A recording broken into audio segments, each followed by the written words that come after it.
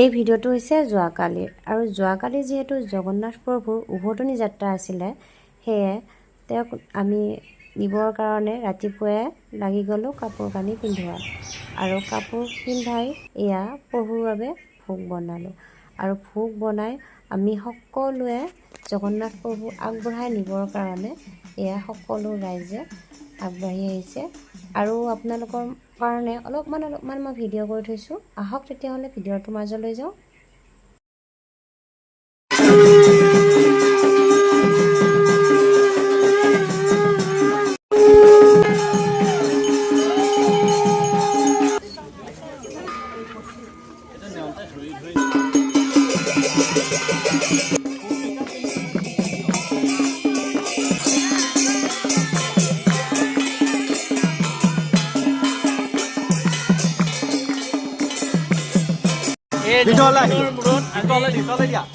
গোসাঁই তাৰমানে হেৰিলৈ আহি আছে আমাৰ মন্দিৰলৈ আহি আছে আৰু এই যিটো ঘূৰি অহা যাত্ৰা এইটো হ'ল বাহুৱা যাত্ৰা।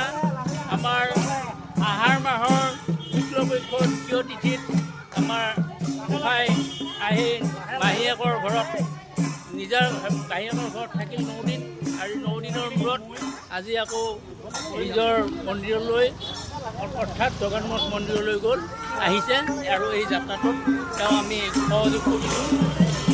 এই যাত্ৰাটোৰ নাম হ'ল বাহুৱা যাত্ৰা।